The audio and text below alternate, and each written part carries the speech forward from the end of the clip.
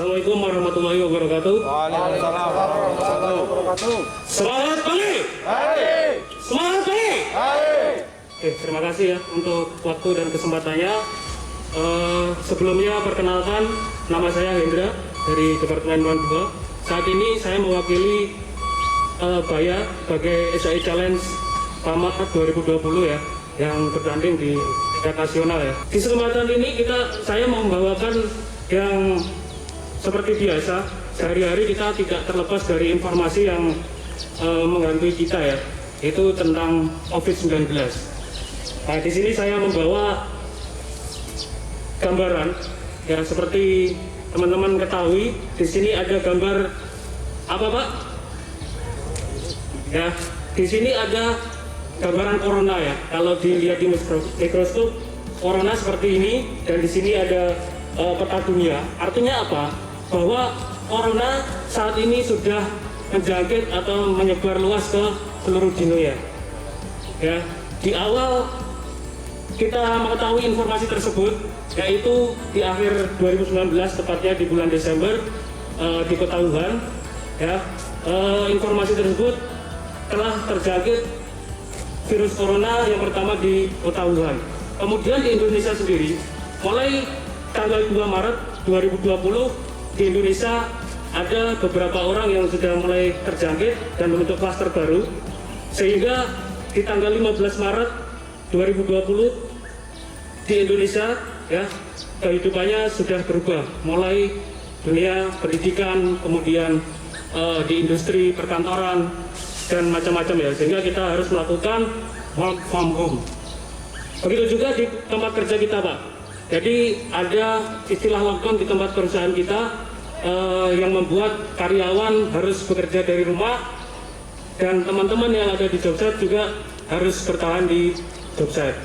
Kemudian di bulan Juni ya, kita juga mengenal istilah new normal.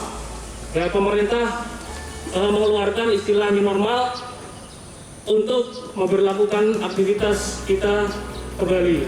Nah, di new normal kita harus mengetahui beberapa hal Pak, yang harus kita pahami, yaitu protokol kesehatan. Nah, di protokol kesehatan yang harus kita ketahui ada 6 hal yang kita harus perhatikan. Yang pertama adalah memakai masker.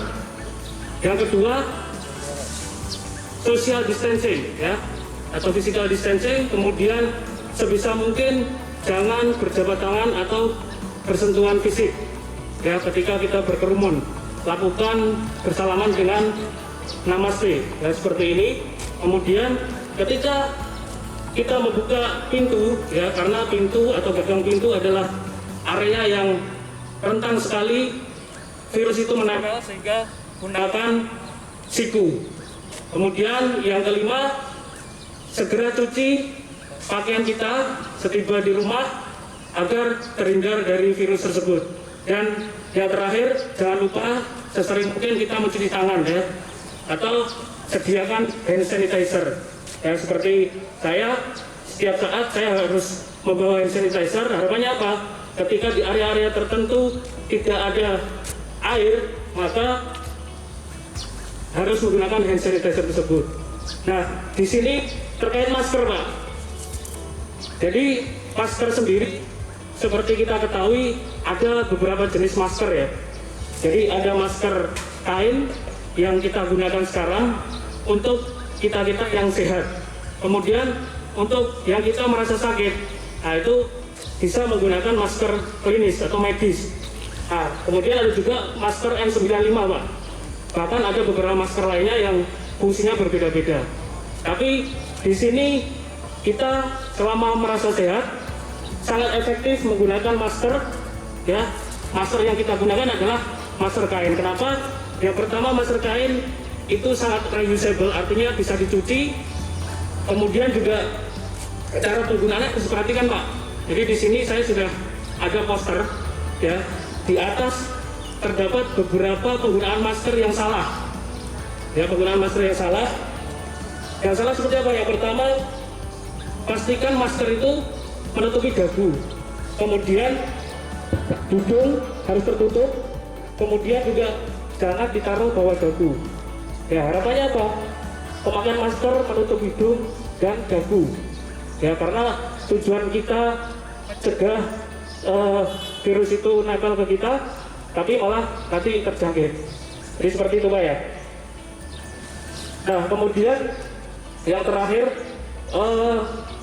hal-hal yang harus diperhatikan saat ini di era new normal selain protokol kesehatan adalah kita di PAMA sudah ada penanggulangannya Pak. Dengan apa? Kita sudah disediakan aplikasi satu PAMA yang di dalamnya ada PHD, ya, PAMA Health Daily Check, di mana semua karyawan setiap harinya harus mengisi. Karena apa? Dari situ kita bisa memonitoring kesehatan kita, ya, mulai dari gejala-gejalanya, ya, karena gejala virus tersebut ada diantaranya demam, ya, demam yang melebihi 37,5 derajat Celcius atau di 38 derajat Celcius. Kemudian ada permasalahan di tenggorokan, batuk kering, dan gangguan pernapasan. Jadi di PHD tersebut kita sudah disediakan aplikasi, harapannya kita juga mengisi dan di situ kita bisa memonitor kesehatan kita.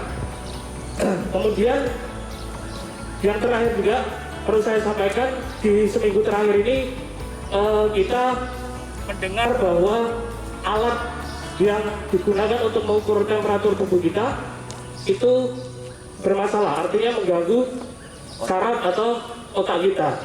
Nah, perlu diketahui Bapak sekalian, Ibu-ibu ya, jadi alat tersebut ada dua hal yang harus diperhatikan. Jadi memang ada termogan yang digunakan untuk medis dan ada termogan yang digunakan untuk industri.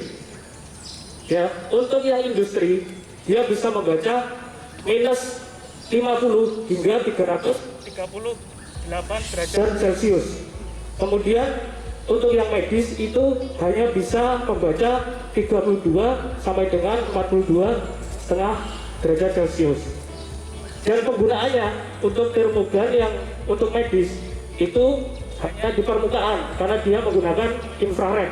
Sedangkan yang industri dia menggunakan X-ray atau sinar X, yaitu yang berbahaya. Nah, artinya informasi terkait alat yang setiap hari kita gunakan itu tidak benar Pak. Maksudnya itu tidak bermasalah atau tidak memengaruhi saraf atau otak kita, sehingga tidak masalah digunakan setiap hari. Oke, mungkin itu yang bisa saya sampaikan. Terakhir, kita dari SAE Challenge sudah mempersiapkan materi yang cukup banyak yang nanti bisa diakses Pak ya di bit.ly materi COVID-19 SAE Challenge 2020 Pamabaya Juara. Oke, mungkin itu yang bisa saya sampaikan. Sebelum saya tutup, saya minta salah satu ya maju ke depan. Nanti akan saya berikan hadiah. Saya dibantu.